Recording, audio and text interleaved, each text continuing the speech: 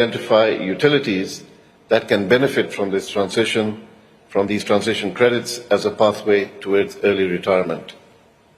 We look forward to your engagement and collaboration on this critical issue to help ensure that COP28 can truly deliver on fast-tracking the just energy transition that is a central part of our mandate at this COP.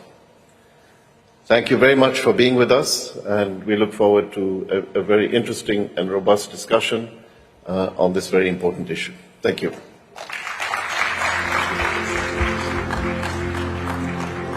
Thank you so much, Your Excellency, for framing what we're here today to discuss so well. And many congratulations on joining PPCA. So far at this COP, we have the US joining, there's Czech Republic, multiple other members, and of course it's not just states joining it, it's subnational actors and companies. By the way, it's only day 5 of COP, so there's plenty of time if you haven't joined to sign up. Applications are still accepted. And of course, we've had many attempts to accelerate this transition before. We've talked a lot about PPCA. In 2021, we launched the JET-P structure at COP26, which was an attempt to put a whole transition package around a specific economy. And we have other frameworks emerging in the US and elsewhere. And part of all of the solutions is unlocking blended finance, with the role of philanthropic capital seen as crucial in that mix. And as our next speaker on that very topic, I'm delighted to introduce my esteemed friend, Dr. Andrew Steer, formerly President and CEO of the World Resources Institute, and now CEO of the Bezos Earth Fund, which is committed to spend $10 billion by 2030, including on programs to decarbonize energy and industry. Andrew, over to you.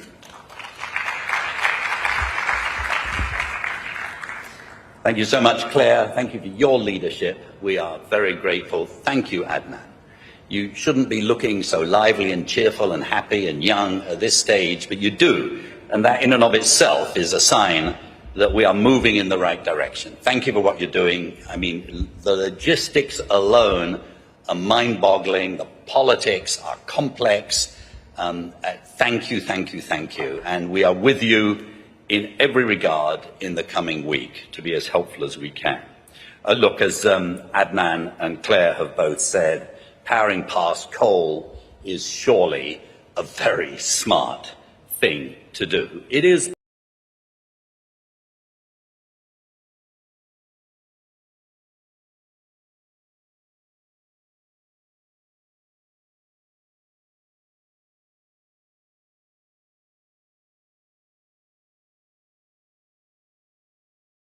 perhaps the single most powerful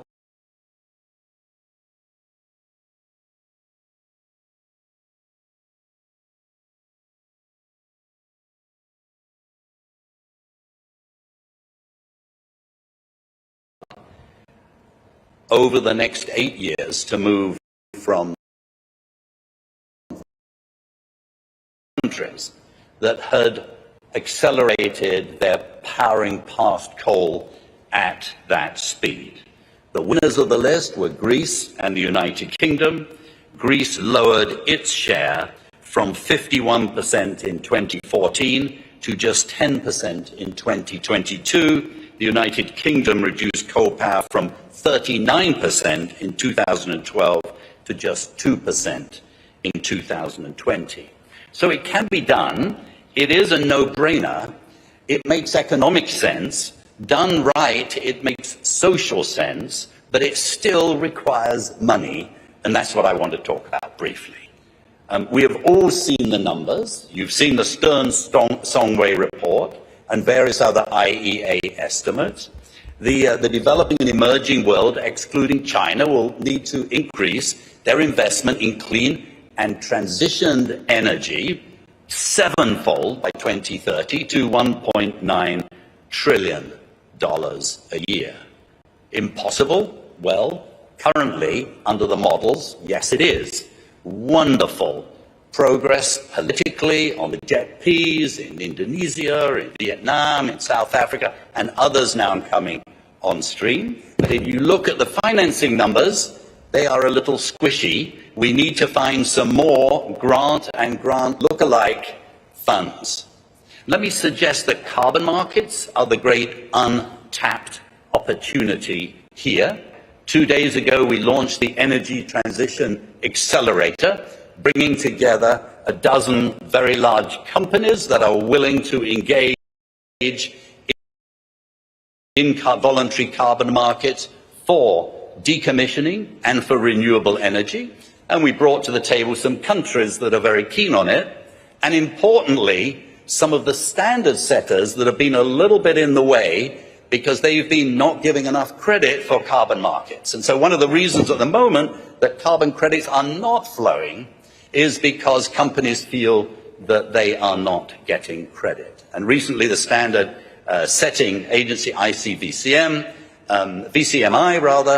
came out with a very good and very important new ruling that says that up to 50% of Scope 3 legitimately in the near term could be offset. We've done the numbers and it suggests that actually it's possible that you could get enough money from carbon markets to actually pay for almost all of the non-commercially viable part of coal decommissioning. This is incredibly exciting, and it's an honor to work with the Rockefeller Foundation, US State Department, and others in making that work. And there are other initiatives too. The Coal to Clean Credits Initiative, the 3CI, is doing some fascinating work in Philippines and elsewhere, showing that actually looking at the cost of decommissioning, financing it through carbon credits, can play a huge, huge opportunity. Closing a coal plant requires, as Adnan says, not only closing it down, more importantly, the just transition, and also recognizing it has a life ahead of itself which needs to be compensated. In terms of renewable energy, of course, that can be financed largely commercially, although it still needs some help in the capital stack, and philanthropy and carbon markets can play a very important role there too. So look, my message to you all is let's power past coal quickly. Thank you very much. As inspiring as always. Thank you so much, Andrew. You've helped us understand why we need to get off coal. You've explained what we need to do. We need to commit to no new coal and shut as rapidly as possible plants around the world. And you've given us some solutions, some of the hows. It's about financial flows, using markets, commercialising some solutions which can look very uneconomic at the moment. But when we double click on the how, we start to see the problems. And you alluded to one of the problems, which is how do we set viable standards that we have high integrity? And on that point, I would like to invite up our first panel to discuss the integrity credit process. Transition credits, just by way of background, I'm sure you all know this, but they're a new class of high integrity asset that are generated from the replacement of coal with cleaner energy. They can provide alternative revenue into the project, but also a capital structure that can enable essentially the current asset owners to shut down the plant early. And for our next session, we have with us representatives from leading methodology developers, Gold Standard, Vera, ADB and Winrock, who will share their insights on the development of the integrity of the credits. And the panel will be moderated by Vishal Agarwal, who is a senior partner at McKinsey and leads the firm's sustainability work in Southeast Asia. Panel, if you would like to make your way up to the stage, and Vishal, if you'd like to come and moderate. Thank you very much indeed.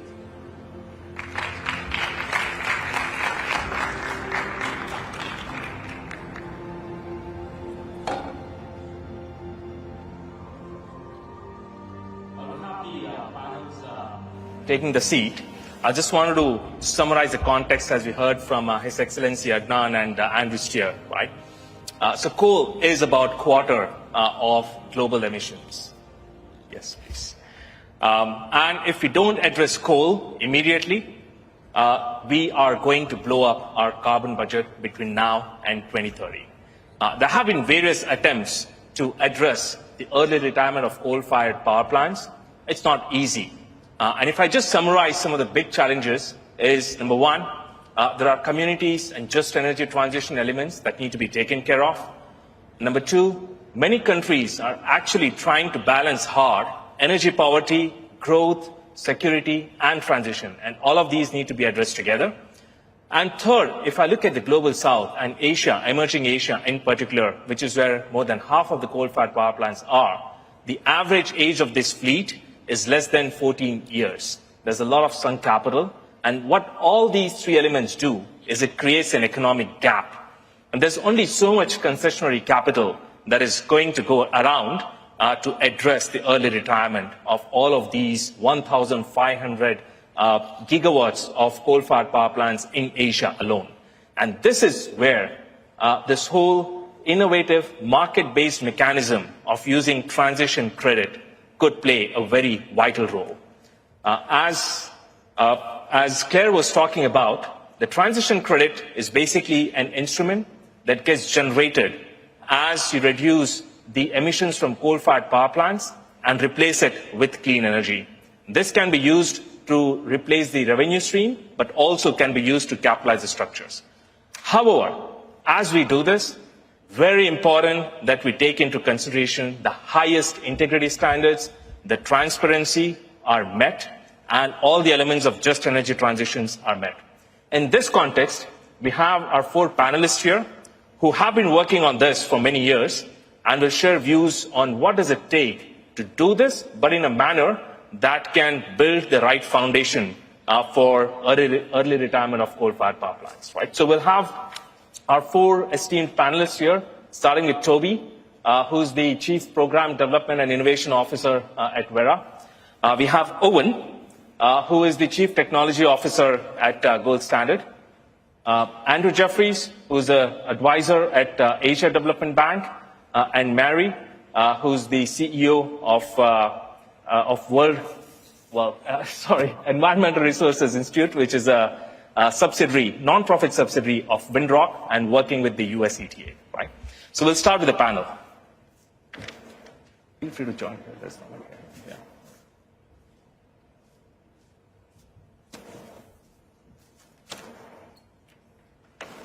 Let me start with you, Andrew. Asia Development Bank has been one of the leaders and champions on driving the early retirement of coal-fired power plants, starting with the ETM and then with the JETP. If you could start by giving a view of the journey, where are you? What does it take to really accelerate from a few pilot power plants to really doing this at scale? What will unlock? Thank you. Thank you for the question. You know, we've embarked on this journey now for a number of years. We've committed as an institution to $100 billion of climate finance by 2030 and 75% of our operations supporting climate initiatives by 2030. And regarding the energy transition mechanism, you know, the rationale I think is very clear and known to everyone. Without addressing the emissions from coal-fired power plants, we can't meet our climate targets under the Paris Agreement. So this initiative was launched at COP26 in Glasgow. And we've had pre-feasibility studies completed for Indonesia, the Philippines, Vietnam, Pakistan, and Kazakhstan. We've done detailed feasibility work in Indonesia, and that's in process in the Philippines. We've assisted Indonesia with Climate Investment Fund Accelerating Coal Transition, or CIF Act funds, $500 million of concessional funding to support early coal retirement. And we're in the process of working with development partners, the World Bank Group, for the Philippines application for those funds. We're working on our first pilot transaction now. A few days ago, we signed a framework agreement with PLN of Indonesia and Cirebon Electric Power. We've just today signed an MOU with the Monetary Authority of Singapore to raise up to $2 billion of concessional funds to add more concessional capital to this initiative. So to date, you know, we're looking to use climate finance to lower the cost of capital and make these transitions work. And we're working very hard with our partners to get this first transaction off the ground to establish its financial viability, and then learn by doing, and then seek to replicate it, around the region where applicable. And to segue into the kind of the topic of this panel, we are also working on registering a carbon credit methodology for early coal retirement that we seek to register in the first quarter of 2024. Fantastic. On that note, I did hear about, Toby, if I come to you, some of the announcements that came out where the pilot projects are going to use or apply to Vera for credit writing, right? If you can talk about how do you decide which power plants will meet the standards of integrity and transparency? And in general, how do these credit instruments do adhere to the just energy transition principles? Just give us a flavor of the highest standards of integrity that the methodologies would follow. Yeah, sure. Thanks, Vishal. Great to be here. So as some of you may have noticed, yesterday Vera announced the first public consultation of the Clean to Coal Credit Initiative methodology supported by the Rockefeller Foundation. And that methodology is starting its first consultation. We'll go through a second consultation. It's already had 5 international workshops with leading countries, utilities, legal experts, and civil society to make sure that the methodology is not only robust technically, is using the right methods, conservative approaches, and safeguards, and I'll talk a little bit about that in a minute, but also it's going to be workable. And that's going to be critical if we're going to scale up this kind of mechanism. So that's the beginning of its consultation, and there was another announcement yesterday too with ASEAN in the Philippines that you'll hear more about from Eric in the next panel, that's basically going to be piloting the methodology with support and interest from the government of Singapore as a potential Article 6.2 opportunity transfer at MOS. In terms of the safeguards and the integrity of the methodology, I can talk a little bit, for example, around the just transition, which is a key part of the methodology, and I think of all the standards in this space. One is a ring-fenced share of proceeds that goes to just transition, including training, new jobs, local community support. Also, the methodology requires that KPIs be established upfront at validation stage, and those KPIs will be used to basically assess whether the actual intended objectives of just transition are being achieved and delivered by the project. And those will be tracked, monitored, and independently verified at each carbon verification. And unless they're met, there will be no credits issued. So basically what we're trying to do is build integrity in upfront, both with conservative methods, the right safeguards, and then make sure that that's enforced and activated during each verification. Mary, if I take a segue into this, right, I was ecstatic to see the announcement yesterday where I saw different methodology writers come together and issue joint statement. That does not happen often, at least has not happened in the past before this COP. So it was very good to see that. Would love to hear from you what kind of collaboration are the different methodology writers talking about? And in particular, I understand a differentiated approach that Windrock has on the jurisdictions. So it would be good to get some color on that as well. Certainly. So yesterday we announced a collaboration with the crediting standards that I manage, ACR and ART, as well as Gold Standard and Vera and the Climate Action Reserve and the Global Carbon Council. All of us are approved by the International Civil Aviation Organization, ICAO, to supply credits to what is the first global compliance carbon market. We came together many months ago to start working on this joint statement of how we can work together to enhance integrity and help countries achieve their Paris Agreement targets, their NDCs, by working with the independent crediting standards. And we laid out a work plan that we will be working on for the next year together on different integrity actions that we can take, including working directly with countries themselves to operationalize Article 6. With regard to the the crediting standard for the Energy Transition Accelerator that we have been developing, and we actually published the key elements of that earlier this week when the Energy Transition Accelerator update was launched. The key to it is it's a jurisdictional and sectoral approach. Jurisdictional in that we're working with governments, so we're looking at a country level, and sectoral in that we're looking at the emissions from the entire electric power sector. So what we're doing with that is trying to incentivize governments to make the broad policy and regulatory shifts that are needed for long-term structural transformation. They can use, we want to incentivize a broad range of activities and not prescribe specific actions. So you could, for example, install renewable energy. You can also upgrade your grid and storage to be able to better accommodate the build out of renewables. You can decommission coal. You may have policy changes in dispatch priority for lower emissions technologies, incentives for off-grid renewables. So the crediting is looking at the entire sector and wanting to reduce emissions in a way that's most pragmatic and flexible for each country. Fantastic. Owen, if I come to you, different ways to think about the additionality, right? All of this will boil down into who is the buyer and how you're creating demand for these kind of credits, both on abating 1 and 2, but also on the scope 3. I know gold standard, and you have been thinking about it. Would be great to hear your thoughts on this topic. Yeah, sure. Thank you. Well, there's a lot to think about there. I think one of the issues the carbon market has had is it likes to divide integrity and effectiveness into supply and demand as two separate things. But as we've seen, get either side of that wrong and it pulls the whole house down every time, and we have a real perception problem because of that.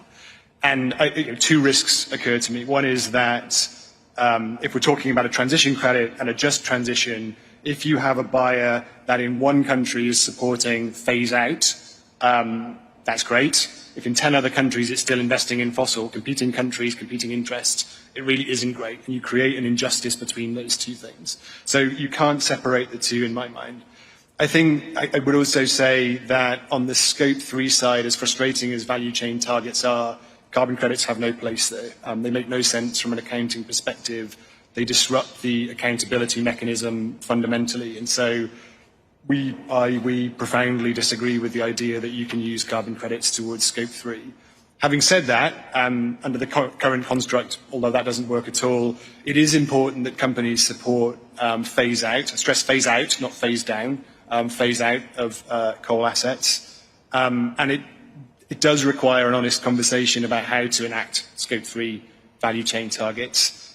We co-founded 2 initiatives there, one called the Value Change Initiative, which focused primarily on agriculture and apparel sectors, so land use. And the other is the AIM platform, which is looking at how you create market and non-market mechanisms that are designed for the purpose of accountability of value chains. So I can only sort of stress that point, really. I profoundly disagree with the idea you can use carbon credits for that purpose. Fantastic. Andrew, I had put a pin on this $2 billion thing that you had mentioned. I would love to understand, what is this $2 billion? You mentioned you signed something with MES to create a fund on early retirement of coal-fired power plants. And how should utilities think about it in accessing this fund that you just launched or you were talking about? Really a fund per se. This was launched, with Monetary Authority of Singapore. Also, GEOP is putting in money, and it's meant to be used for ETM, energy transition mechanism, early coal retirement transactions, to be blended with commercial priced money, just to lower the cost of capital to the point where you can incentivize and enable independent power projects to retire early. That said, there's other ways to go about early coal retirement, and then there's utility-owned plants and not as opposed to IPPs, and it just can be used creatively and for other transition initiatives as well. Got it. Mary, as I think about these credits, from whatever we have discussed so far, it seems there has to be a strong overlap/complement with the Article 6. Can you talk about how does Article 6 discussions play into creating more demand for this and can potentially give more tailwind into development of these kind of credits? Sure. Well, obviously, under Article 6.2, that allows governments to cooperate to enhance ambition. And one of the things that we're seeing right now is activity around cooperation, and much of that activity is occurring with credits that are being generated or issued by independent standards like ourselves. So credits that could be generated from these activities could be used by countries to enhance ambition under Article 6. I suppose we're going to see what happens with 6.4. That's still being negotiated, and not sure how these activities will fit into that framework. But the energy sector has always been a critical part of crediting for reducing emissions for obvious reasons. So I would like to think that that's also going to be part of Article 6.4. Yeah. Toby, if I come to you, there has been in the recent past a lot of questions around the carbon markets in general, especially around the whole nature-based solution. As the methodology developers try to create this new asset class around transition credits, it's very important to build a very strong base, have pilots that adhere to higher standards of integrity. What are your thoughts on how do credit methodologies writers and developers and the project developers are going to ensure that as we do some of these projects, we don't repeat the mistakes from the past, and we're really creating a watertight asset class that can really accelerate this transition? Yeah, as you pointed out, there's been definitely a lot of attention paid in particular to natural climate solutions and integrity from some of the credits and projects associated with that. That sector, NCS, is inherently, I'd say, challenging, more challenging from an accounting perspective than energy and industrial type activities like coal transition. And in this case, as I mentioned, one of the key things is to get the right folks, experts, technical experts, civil society and others and scientists to basically have them help build the right accounting within the methodology. It's the conservative grid emissions factors, whether it's using financial analysis to back up any claims about when a particular plant might be retired so that it's not overly aggressive, and we're taking conservative assumptions there too. And I think that that's the design is critical of the actual methodology itself. Then there's the piloting, which will reveal some really useful lessons, and that's going to be started in the Philippines shortly, that we can learn from and improve the methodology and application of it in the context of projects. And then finally is through the consultative process. So in this case, we're actually running two consultations, which is unusual. First, a public consultation launched yesterday that actually is the draft methodology, but is asking questions, open questions about how things could be improved. Are there any gaps? Are there any issues that could create openings for integrity questions? And then those will, all the feedback, all the comments, the expert and scientific input will then be incorporated into the second and final version of the methodology. We'll go out for public consultation again. And then we hope through that process and the 18 months of development through technical experts that's happened to date will result in a very robust methodology, and the piloting and then the application will ensure that it actually delivers. Yeah. And I heard Gold Standard has also launched a consultation process on its methodology, right? I would like to understand, how do you think about different power plants? Like each power plant is very different, depending on the capacity factor, depending on technology. Some of these replacement would need solar versus wind versus storage. So how does the methodology take into consideration all the different and very individualistic elements of a particular power plant while still maintaining that high standards of integrity? Yeah, I mean, it's a challenge, clearly. So just a framing of the methodology from our side. So the IEA was quite clear in calling for a time-bound phase-out of fossil fuel. So the first thing to say is the method requires the closure of within a limited time frame, not a phase-down or a mothballing option or anything like that, a phase-out. And it also, IEA called for a direct, at least one-to-one replacement with renewable energy. So no other options, renewable energy. So that's what the methodology is based on. The emissions reductions are issued for the generation of the renewable energy against the baseline of fossil, and that baseline itself is based on the most conservative of three options, either the plant itself, the best performing equivalent device in the country, or the national factor, and you take the most conservative of those and keep that up to date. So in a way, a better way to read the methodology rather than something new, in my mind, is it's the natural successor to the pre-existing renewable energy methodologies in the carbon markets, whereas rather than taking a generic baseline, you're taking the specific device removal. And we've taken that view because it follows the science very clearly. It allows us to be very clear in principle and then have the flexibility to create different solutions on the ground to suit. I think the other reason we've done it is because when it comes to just transition, the reality is, as somebody who comes from a former coal field myself, you can't enact a just transition at a national level. A jurisdictional level doesn't work for that. It's an important factor, but it's, you have to act at the device level to be able to do that. You have to deal with the loss of jobs and employment and economics in the area directly affected by the closure. So in that sense, I think we've done a pretty good job of, I'd like to think so anyway, of keeping the very clear science-led, principle-led approach. And they have quite a lot of flexibility within that to sort of mark the pathway to the new renewable generation. Andrew,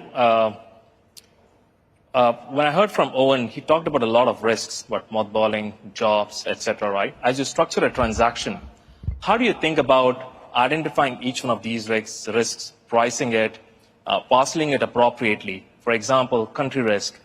What if a particular country decides to not shut down these plants 7 years or 10 years down the line? Because these are events that need to happen in the future. And there are many other risks associated with a new asset class. So as you think about pilots, as you think about creating this, what are some of the risks that you have identified and you are trying to address through these pilot and demonstration plans? I guess at the country level, it starts with, a no new coal policy. It doesn't make much sense to, work hard on retiring coal, without that. And thinking about the project level, this is a big concern. We've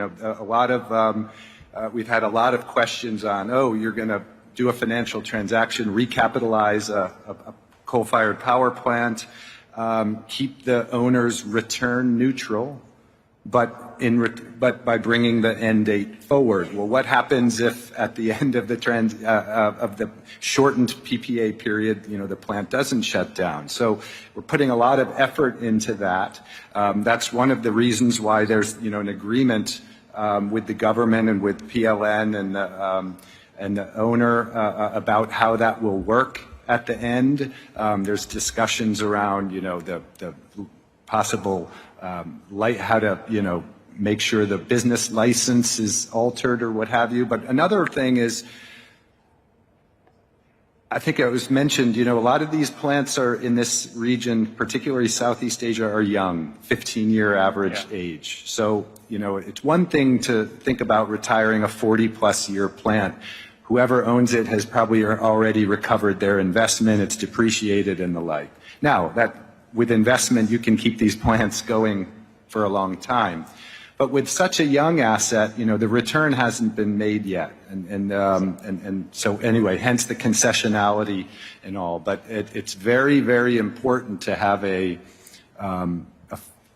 firm agreement and understanding and legal mechanism in place to actually ensure the the closure at the end. And the first pilot transactions actually that we're working on, the Sovereign Wealth Fund of Indonesia is actually going to become a part equity owner in the plant. So that means that the government, who has a very impressive commitment to net zero by 2050 and early coal phase out, is kind of going to be involved as equity in the transaction going forward. But every transaction, every country, every situation will be different. But I think the establishing a legal basis for that closure is very important.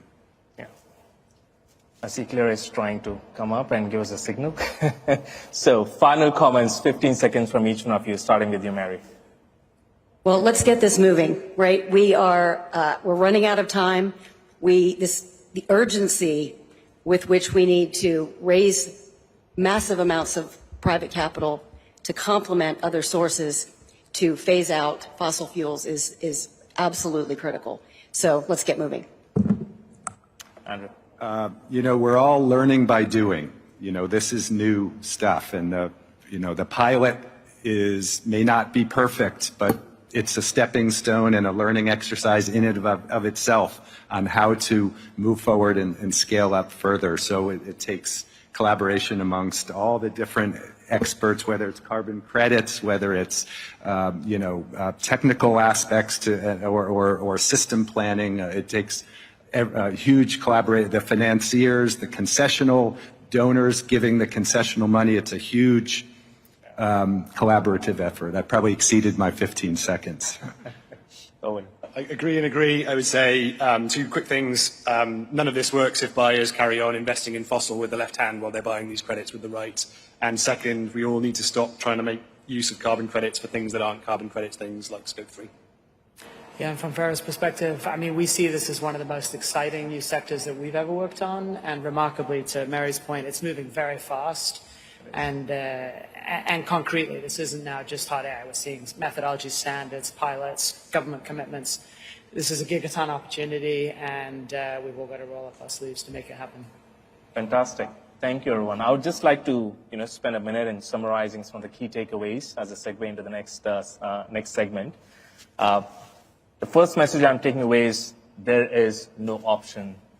We must work on this, otherwise we are blowing up our carbon budget. The second message I'm taking away is the concession capital is not going to cut it. We need a market mechanism to drive this transition. And it's heartening to see in the last 12 to 18 months, the collaboration amongst different organizations, the collaboration amongst capital providers and methodology writers and insurance and utility companies to come together. And hopefully we see more of these pilot projects and demonstration plans. The third message I'm taking away is as we do these pilot projects, it's very important to maintain very high standards of integrity, very high standards of transparency. As you said, Andrew, we won't get everything right. We'll learn from it. But as we do it, we need to ensure that we continue to maintain those highest standards of integrity and transparency. The fourth message was once the pilot is done, it's only a start. We are hoping that the world will opt into this. All of you will opt into this. You have many technical partners that are available for help, as you heard from our panelists as well. And we are hoping that this will result in a snowball effect on many things. In fact, the last message then is if this works, I think this can provide a roadmap for all the other sectors which are hard to abate to really design an economically viable pathways for transitioning and not just rely on concessional finance. With that, thank you, everyone, and we move to the next segment. Over to you, Claire. Well, we promised you a deep dive, and that was just, it's so inspiring to see this standardization, this transparency, this urgency, and these place-based solutions, which were so very specific. And to deep dive a little more into how you go from the 10,000-foot ambition to the action at the plant level, what the financing needs are to unlock that. I'm going to invite our second panel up on the stage, who are going to be guided by Elizabeth Yee of the Rockefeller Foundation, who's going to look really closely at this blended financial package. Elizabeth is the EVP of Programs at Rockefeller, where she's implementing their $1 billion 5-year strategy to slow the climate crisis while advancing human opportunity. And she's going to be joined on stage by representatives from the Monetary Authority of Singapore, the Asian Development Bank, and the energy companies ASEAN from the Philippines and PLN from Indonesia. Panel, please do come and join us on the stage.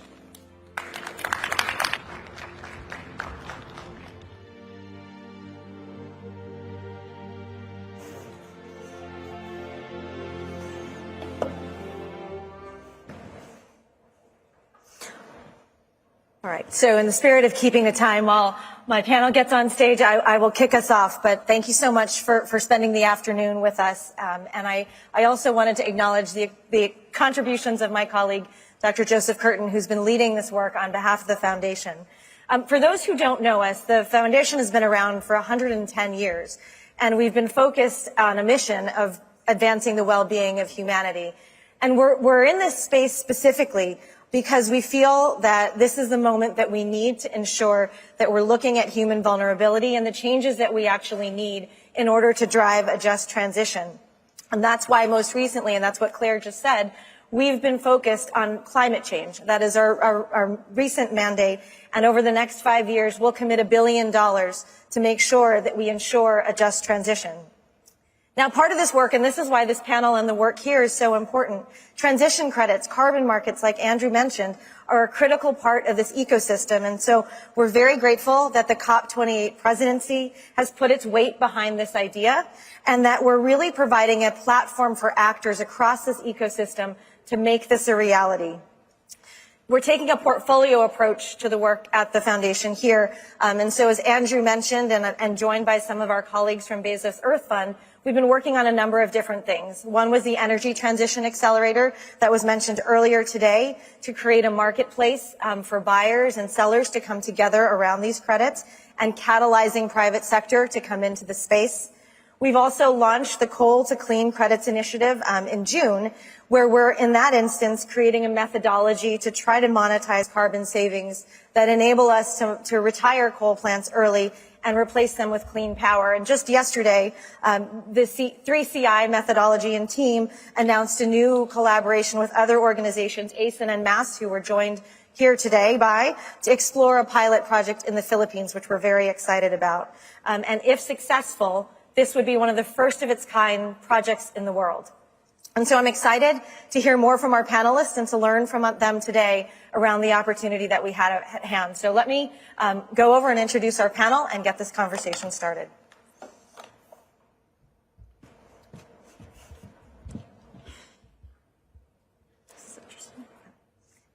I think since I'm mic'd, you can hear me. Yes, perfect. Okay, great. So I'm thrilled to introduce our panel. I'm joined here today by 4 individuals. First is Eric Francia. He is the President and Chief Executive Officer of ASEAN Corporation, and under his leadership, Ayala has become one of the largest renewable energy platforms in the Asia region. I'm also joined here today by Ravi Menon, who is the Managing Director of the Monetary Authority of Singapore, or MAS, and he has been in that role since 2011. Darmawan Prasojo is the CEO of PLN, Indonesia's largest power utility, or only power utility. And then Cleo Kawawaki is the head of the Office of Markets Development and Public-Private Partnerships at the Asian Development Bank. And so in terms of process, I'm going to start with each panelist. I'm going to have one question each. And then hopefully we'll get to more than one, because I'd love to elicit a conversation from these esteemed guests. So first, Eric, I'm going to start with you. So as mentioned yesterday, our organizations announced our intention to work together to explore the world's first coal to clean project in the Philippines, leveraging transition credits. And so could you tell us a little bit more about the pilot and how transition credits could be used to help bring forward the retirement date of this plant? Thank you, Liz, and a pleasant good afternoon to everyone. Perhaps just a little bit of context, ASEAN, the listed energy platform of Ayala Group, has made a shift from fossil fuel to renewables around 5 years ago. We decided to go for 100% renewable energy generation by 2025. So we've scaled up. We used to be more than 80% coal, thermal, and 20% renewables. We'll flip that around. We're now close to 98% renewables, targeting 100% by 2025. And therefore, it entailed a responsible divestment of coal plants. And this was 2 years ago. We then decided to divest SLTech, a 246 megawatt coal plant, but we were given a very hard-hitting questions by some of our ESG investors, such as, aren't you just passing that problem to somebody else by divesting? And they had a point, and we had a dilemma. But we wanted to be 100% renewables because then ESG investors will not invest in us, and how can we scale up if we were not 100% renewables? So thanks to the idea, the eureka moment for us when ADB was pushing for this concept of ETM, which was not so familiar to us. And we said that this can be done in a market-based, driven by the private sector, so that we can move faster. And that's what we did. And the good news is that we closed the world's first market-based ETM about a year ago in November of 2022. We've already gotten the proceeds, and we're in the process of redeploying that capital. With that divestment comes a commitment to retire the coal plant after 25 years of operations, which is 2040. Coal plants typically last until 40 plus years, so therefore there is that additionality. However, we said that given that IEA maintains, and we believe in the science, International Energy Agency, that 55% of the coal plants globally should be reduced between 2022 to 2050 and close to zero by 2040. So we thought that while it is ambitious for us to retire by 2040, we gave ourselves the optionality of accelerating that and potentially retire the coal plant by 2030 in a responsible and just manner. But as you all know, we don't run a charity, we run a sustainable enterprise. So we believe, and it was mentioned earlier, that one such mechanism that will help us realize this aspiration, this increased ambition, is a combination of not only blended finance, but I think I cannot agree more with what has been said earlier, that transition credits is a huge opportunity to really unlock the potential of accelerating coal plants. We need to do it in a just manner. Number one, we need to replace those foregone cash flows of the coal plants to justify to our shareholders. Number two, we need to ensure that we have clean energy replacement. And by clean energy, I just don't mean build more solar and wind. It needs to be reliable, dispatchable. We don't want to create more problems for the grid if we just leave it as intermittent and leave the hidden cost of the transmission. So we need to make it reliable and affordable. Unfortunately, with the price of integrated energy, renewable energy and energy storage today, it could very well increase the price to the consumers, but with the help of transition credits, we will be able to close that gap. Number three, we need to do it in a just transition manner, ensuring that we are including the community and the workers in this transition. And by the way, we need to decommission the plant in a responsible manner. Those three will have a certain attached value to that. And thanks to the partnership that we just signed yesterday with 3CI and Monetary Authority of Singapore, there is much promise that it can be done. So the next 6-12 months will be exciting. There's going to be a lot of learnings, but we very much look forward to that and make this a reality. Thank you so much. That's great to hear what's happening. I wanted to turn to Ravi next. We're really excited to partner with you on this to advance this pilot project. We're hopefully going to set history together. But more broadly, Singapore has been very active in leading energy transition efforts in Asia. So wanted to hear a little bit more about how your recent work in enabling energy transitions away from coal. Yes, thanks, Elizabeth. And first, let me congratulate the COP28 Presidency for this topic, because this is the single most important topic I can imagine for us to fight climate change. And I think I can skip my introduction because it has been well covered by the opening speeches and the earlier panel. I'll just add one data point. The world is not going to get to net zero without phasing out coal in Asia. For every 6 tons of greenhouse gas emissions emitted in the world into the atmosphere, 1 ton comes from a coal plant in Asia. And while people speak about scaling up renewables, and I think that's absolutely critical, That alone is not going to get us to net zero. You need to phase out the existing coal plants, because if those coal plants were to operate their full life, they're going to eat up 2/3 of the remaining carbon budget we have to keep global temperatures below 1.5 degrees Celsius. So that is the problem statement. So in Singapore, when we looked at this, we started with that problem statement and said, what is going to move the needle the most difficult problem that we need to solve, and what are the challenges? So when we unpack that, we realized that you cannot phase out coal in Asia without blended finance and without transition credits. Absolutely essential, because you have a cost of capital problem. Cost of capital in Asia is about typically 2 to 3 times higher than in Europe and America. And for many reasons, which I think you're all very familiar with. So we need to bring down that cost of capital. And blended finance is the way to do it. The other problem is the economics of coal phase out. Very young plants. We heard numbers from 10 to 15 years compared to 40 years in America. And so you have to address the economics of compensating the coal owners. And so transition credits become important. So that's how we unpack the problem, blended finance, transition credits. Now, for blended finance, we've asked ourselves, what is it that we need to make it work? We need 2 things, credibility and financial viability. Credibility, I would say 3 things, taxation, transition pathways, taxonomies, and industry guidance. So transition pathways. So the International Energy Agency has put out transition pathways for the global energy transition that's consistent with net zero by 2050. The only thing I would ask is that we need those transition pathways to be contextualized for Asia. And this is a discussion we've been having with the IEA, and they recognize this importance. Because once you have that, then it provides a marker of integrity that adds to credibility. The second thing we need is taxonomies. Taxonomies that set out criteria and thresholds for whether the transition is on track, whether the emissions reductions are being achieved.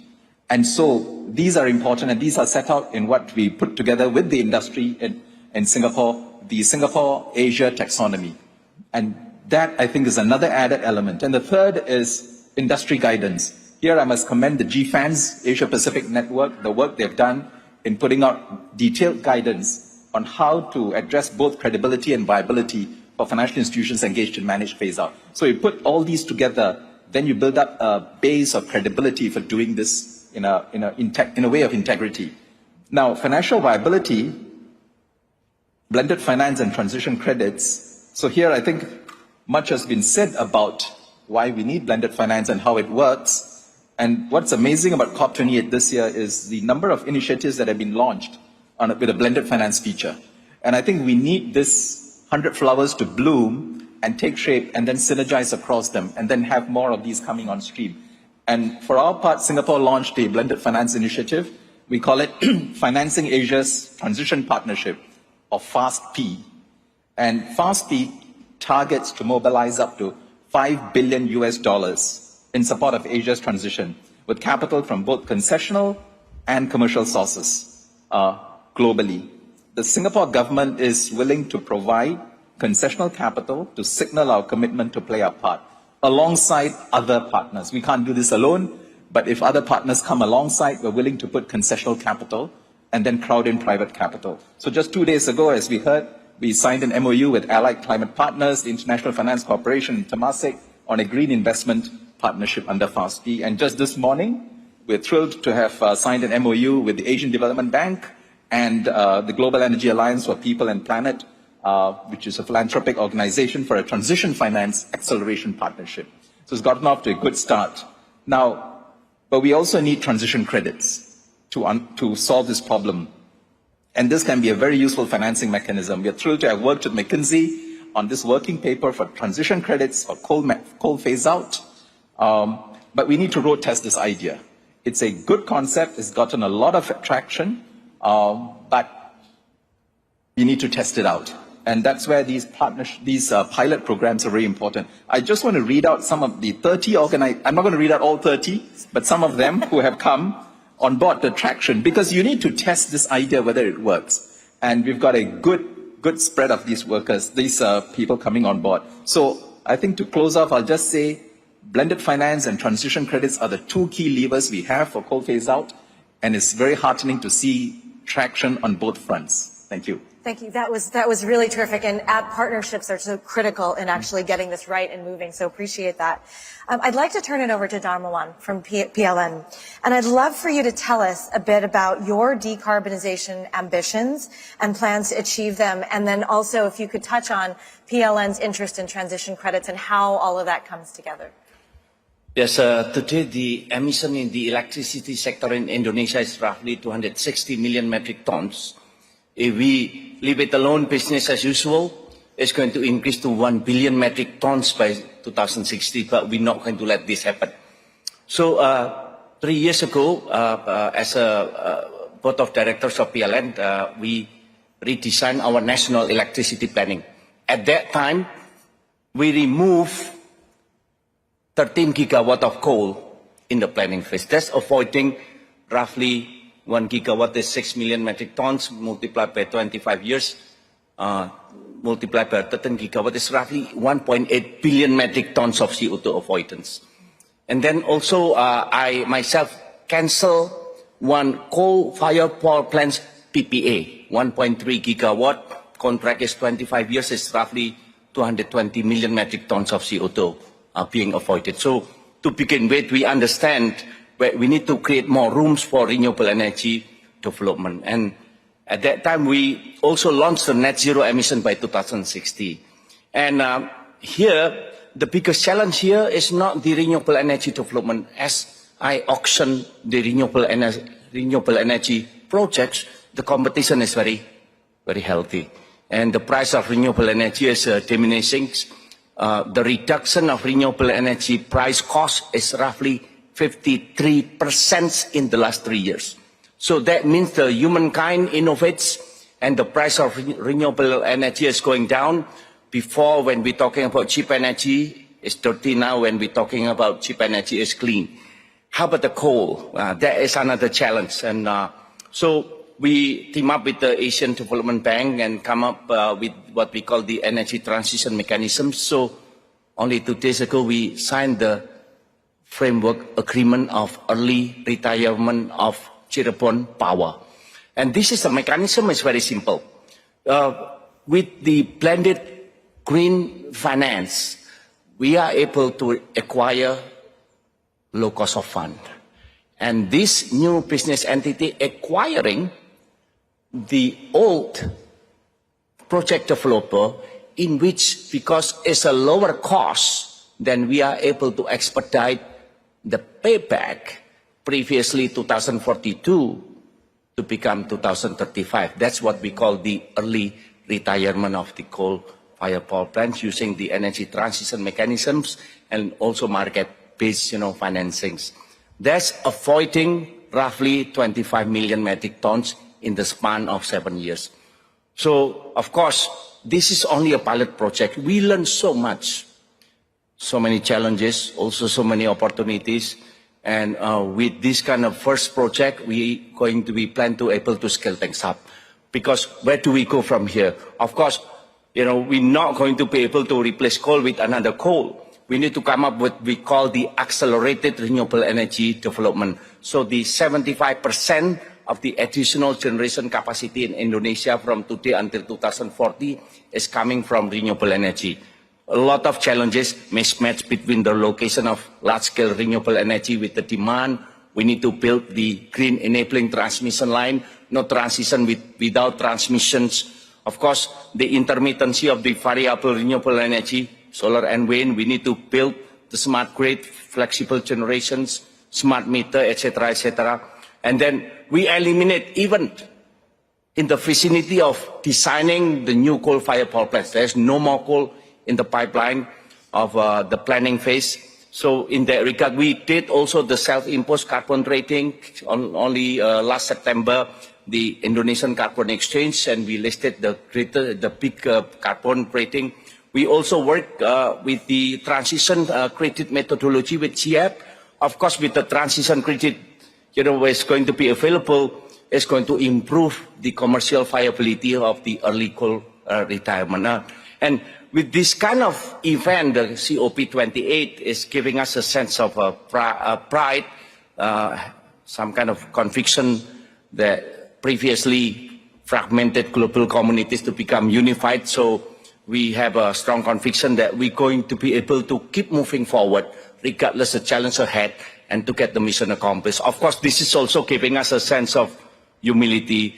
This is a long, complex, fierce battle to combat climate change, and the long battle has just begun. Thank you.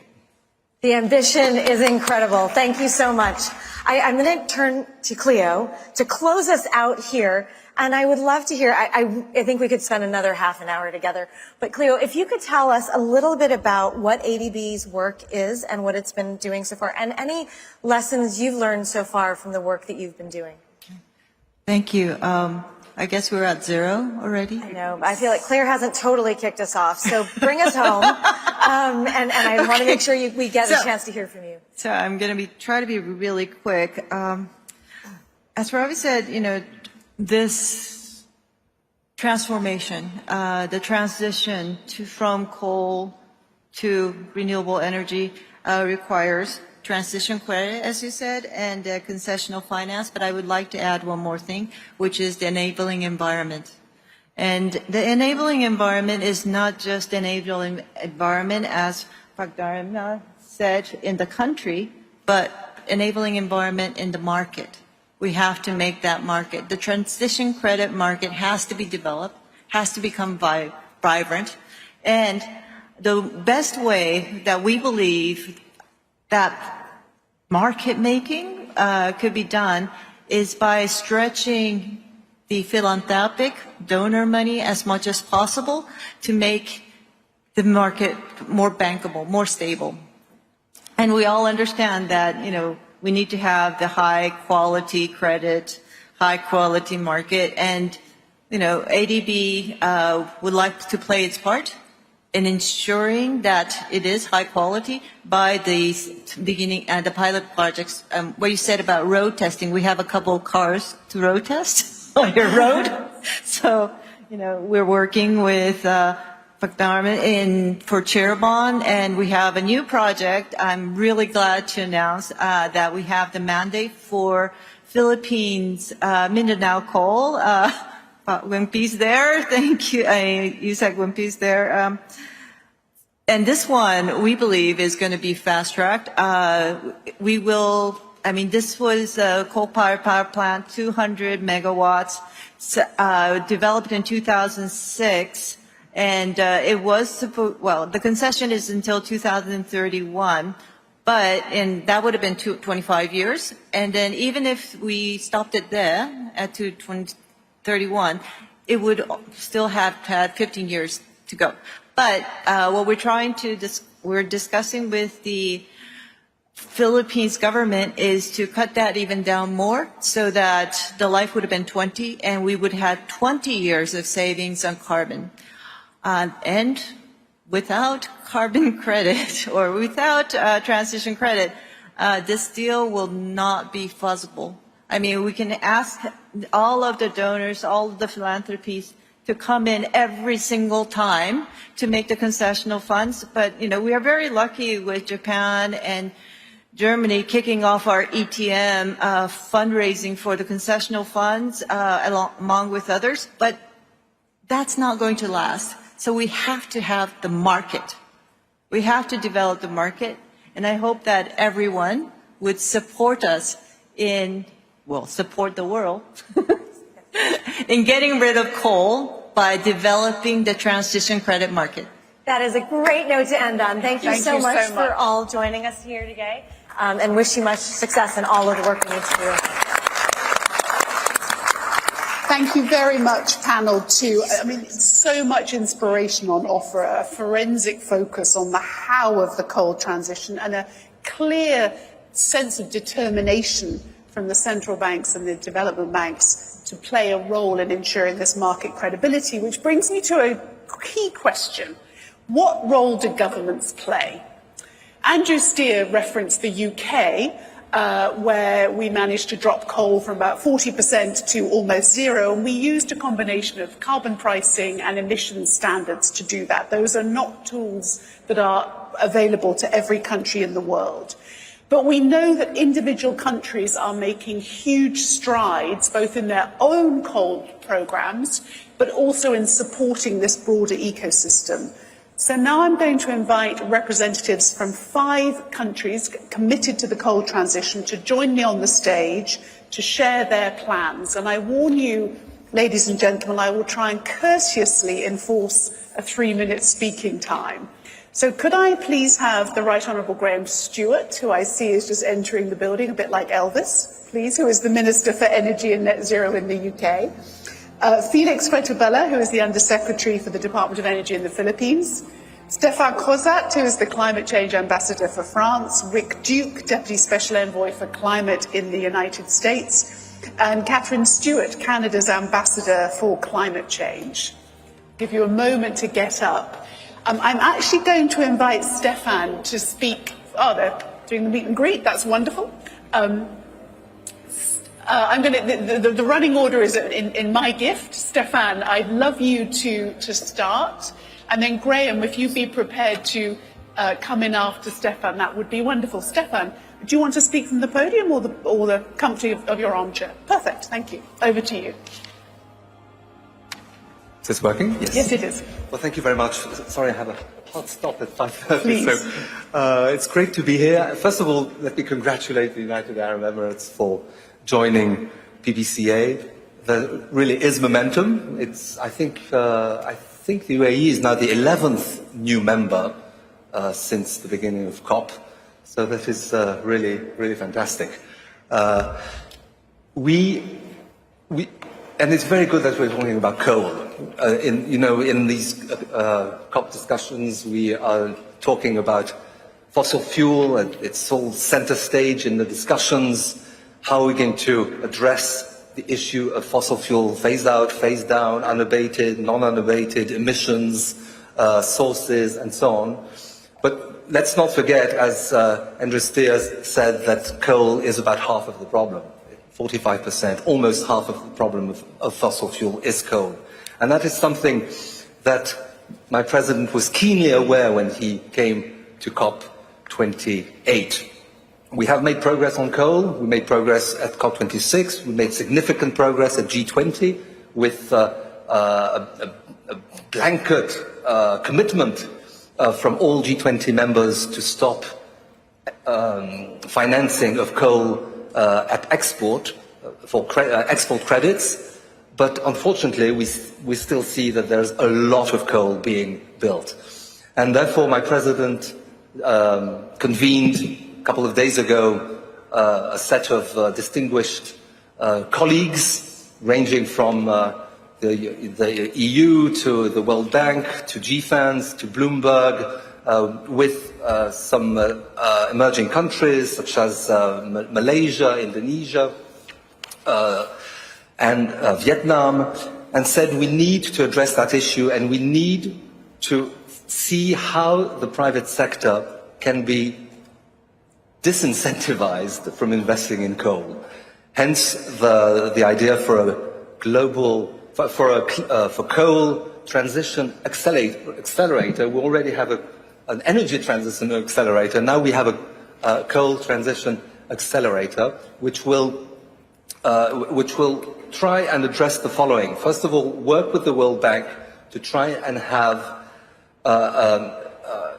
to try and see how we can differentiate interest rates. Why should a company be able to access interest rates for building a coal plant at the same rate as for building renewable energy? We should incentivize differentiated rates in order to make sure that the right investments are being made. The second one is the Coal Transition Commission that will put people together to try and see how the private sector can be incentivized into decommissioning coal. And that is what we're going to be working on. And we'll also task the OECD and the IEA to work on a gold standard to call what an investment in coal is, a future stranded asset, to have these gold standards to really, again, incentivize into the right energy sources. So we'll be working on this. You'll hear more about it. You'll hear more about it at the World Bank and the IMF assemblies, and hopefully we can move forward very, very forcefully Stefan, on this. thank you. And again, thank you so much for being so engaged in this public, private and multilateral levers. It's wonderful to hear. Graham, my right honourable Graham Stewart, you and I have shared ministerial portfolios. I'm so thrilled that you're with us. Tell us a little bit about the UK and this long-term commitment. Thank you, Claire. It's working, so that's great. And it's lovely to be introduced by one of my predecessors, and to follow Stefan, who I also very much appreciate working with. It's a pleasure to be here on behalf of the UK and the Powering Past Coal Alliance. And I'm grateful to our hosts, the UAE Presidency, for convening today's event, because if we are serious about 1.5 degrees, and we need to be, we must consign coal power to history, because the science is unequivocal. Coal power is the single biggest source of global emissions, and therefore the biggest single contributor to climate change, which is already afflicting people all around the world. In fact, analysis from the International Energy Agency shows we cannot afford to build a single new coal power plant if we're to keep the Paris Agreement in reach. And yet, of course, the reality is that coal remains the biggest source of electricity in the world, accounting for more than a third of global power production. For the second year in a row, global coal-fired generation has gone up again and reached a new all-time high, pushing record levels of carbon into the atmosphere. Clearly, we do need collectively to raise our ambitions if we're to get back on track for 1.5 degrees and net zero. And that doesn't just mean stopping the building of any new coal power plants, but as Stefan has rightly said, retiring existing fleets early and scaling up clean power in its stead. Now, is this doable, you might ask? And in the UK, we are proud to be leading the way, despite accounting for nearly 40% of our electricity, nearly 40% just 11 years ago. Next year, coal will account for no generation whatsoever, absolutely zero by the end of next year. And how have we done that? Well, we've replaced it with renewables. We've gone from an energy mix with less than 7% of our electricity coming from renewables in 2010 to nearly 50% in the first quarter of this year. These steps, amongst others, have allowed us to cut our emissions, I'm pleased to say, by more than that of any other major economy on the planet. But we're also determined to support nations of all sizes to take similar action to end their reliance on coal. This isn't a competition. We don't win by ourselves. We only win when we work together as humanity, because we only have one planet. That's why this week we've endorsed the Coal Transition Accelerator, and I'll be speaking later to call for further action still on coal. It's also why I'm proud of the work we're doing with the Powering Past Coal Alliance. And Claire may have mentioned her role, but since launching the alliance with Canada in 2017, the alliance has offered unparalleled support to anyone who commits to phasing out coal, including advice on how to create the right financial environment and recognition of the political challenges which are inherent in this endeavour. Today, we are proud that more than 180 governments and organisations have signed up, and as has been said, just this week, the number of new members have joined the alliance, including the United States, the Czech Republic and Kosovo. And it's a pleasure today, of course, to welcome our newest members, our hosts, the UAE and Malta, both joining the alliance. And I've no doubt that together we can develop the policies and guidance required to speed up the global replacement of coal power, to find the financial instruments and support for coal power which isn't nearing the end of its life, to be taken out of the system, and inspire every other nation here at COP28 to follow our example. So let's not waste the momentum sparked by events like this. Let's learn from each other and work to change the way we power the world. Let's fight for a cleaner, more sustainable future by leaving coal power in the past. Great, and thank you for incredibly powerful words, and thank you for your continued commitment and leadership. It's wonderful. Felix, would you share with us, you're the Undersecretary of the Department of Energy in the Philippines, where there is a coal challenge, which we're here to help with. Give us some perspective from your country. Yes, thank you, Claire. Thank you again, UK, for the Philippines Energy Pathway Calculator. It's the Philippine brand of 2050 calculator of the UK. So we really need to be numbers-based and science-based. So the Philippine power sector first is unique because it is market-driven and privately owned. So as explained by ASEAN CEO Eric Francia earlier, the private businesses, it's the decisions of the private businesses that will really drive this activity and move forward because it should be based on economics. And also, in the Philippines, it is unsubsidized.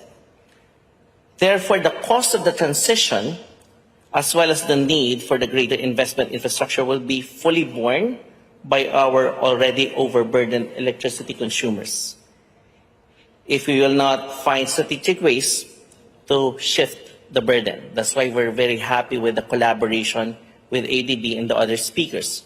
So in line with this ETP program, the Philippine government is encouraging a voluntary, early and orderly decommissioning and or repurposing of existing coal-fired power plants while securing a stable supply and addressing the climate emergency by ramping up the renewable energy target of 50% share by 2040.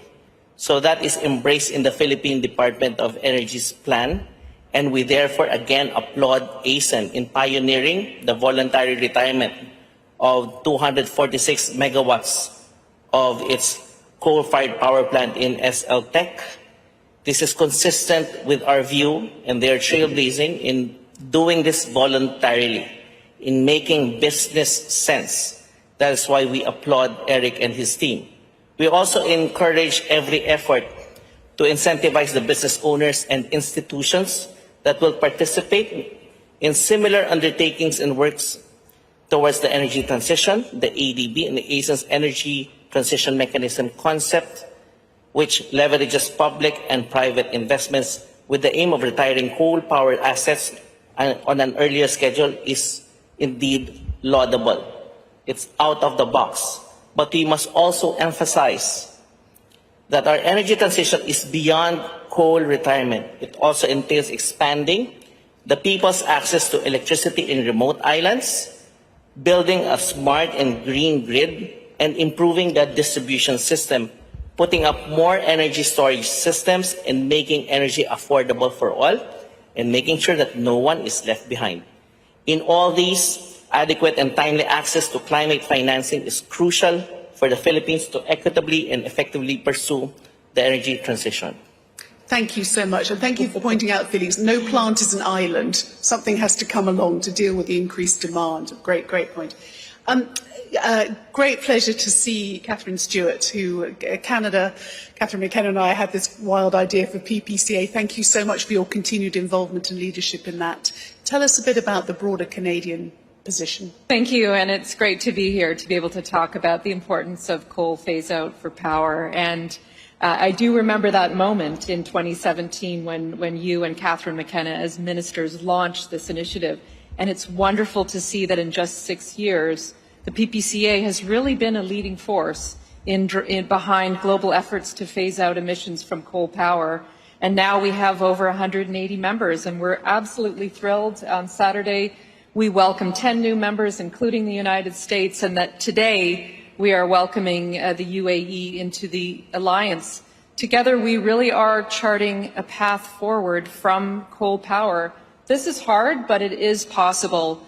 Here we are discussing the global stocktake, and it is abundantly clear that if we keep going at the rate we are going, we are not going to meet the 1.5-degree goal. So we really have to acknowledge this and adjust our ambitions accordingly. That's why the Alliance is calling for explicit outcomes on coal to form part of a really credible mitigation package here at COP28. There are 3 steps we must take. First, we must scale up support for clean energy, including the global goal to triple renewable energy and double energy efficiency. Second, we must recognize the need to phase out unabated fossil fuels in line with net zero goals. And as part of this, accelerate coal power phase out and not just phase down. And third, we must commit to no new unabated coal power. We know that putting these commitments into practice will require support. And that's why Canada has made a commitment to energy transition and coal phase out as part of its pillar of climate finance, our $5.3 billion in climate finance. And we made a landmark contribution to the Climate Investment Fund, accelerating coal transition as part of that of $1 billion. We're very proud to support the Just Energy Transition Partnerships and with Indonesia, Senegal, Vietnam, and South Africa, and we're very committed to supporting those who are on that journey to coal phase out, including those who are still very reliant on coal power. The great thing about being part of this alliance is that members can share their experiences and help people work through mutual challenges. And the transition is really at hand, and our clean future is within reach. So please join us. Thank you. Thank you. Well, and last but not least, we have a very powerful country who has finally decided to join, and this is part of an extraordinary pivot for the energy transition. Rick, we're so glad you joined us. Please tell us a bit about the US's commitment to coal phase out. Yeah, thank you. And we're thrilled to be here as the United States in the Powering Past Coal Alliance. I think we've all been clear about the problem statement. We can't deliver on the promise of the Paris Agreement unless we address unabated coal emissions. And so we have chosen to underscore our commitment to ending coal emissions by joining the Powering Past Coal Alliance here at COP28. Domestically, the United States hasn't built a new coal power plant in over a decade, and we have reduced our coal emissions by more than half. So we are on a road to carbon-free electricity by 2035 per President Biden's goals, and addressing coal emissions is central to that journey. We're proud to add our voice to this important coalition of national and subnational governments, businesses, and other organizations working to accelerate the transition from unabated coal to clean power. And it starts with stopping all the new unabated coal power plants that are still under construction. And just to be crystal clear, there's 500 gigawatts of new unabated coal power plants still in the pipeline, much of it already under construction. And to put that in context, if that really gets built, that would negate everything that the United States and Europe are doing to address coal power plant emissions in this decade. So it's very important that we get on top of that issue. At the same time, we do need to also address existing coal power plants and their emissions. So to get at these dual challenges, we support the use of carbon markets to accelerate all of this. And we very strongly favor a sectoral or jurisdictional approach to crediting for these kinds of efforts. And that really builds on hard-earned experience in the forestry and land sector with REDD+. As you've already heard from Andrew Steer and Mary Grady, that's the approach that we're taking with the Energy Transition Accelerator. We already have 10 companies that have signed a letter of interest for the ETA, 3 pilot countries, Chile, the Dominican Republic, and Nigeria. And our preliminary estimates are that this approach, crediting under the ETA, could mobilize as much as $200 billion in transition finance through 2035. And some of this finance may go to early coal retirement and decommissioning. But let me be clear, the Energy Transition Accelerator is not designed to do project-by-project coal retirement or decommissioning. That simply will not work as a strategy. We have to have a more sectoral or jurisdictional approach that propels clean electricity in order to displace unabated fossil generation. Why? Because it incentivizes the long-term structural change that involves the full suite of what's required, from renewables to transmission to storage and the policies to make it possible. And secondly, and this is really critical, This is the best way to have environmental integrity, including additionality and avoiding emissions leakage, as we've seen in the land sector. It doesn't pay to have a coal plant shut down and just have another one ramp up its generation in response. Also, the Energy Transition Accelerator has guardrails to ensure that buyers have science-based targets when they buy these credits. And lastly, just to close, we are working in a strategic collaboration with the World Bank through its Scale Trust Fund to encourage sovereign governments as off-takers. So we're thrilled to be here as part of this discussion. It is top of the list of what needs to be done to keep a safer 1.5C future within reach.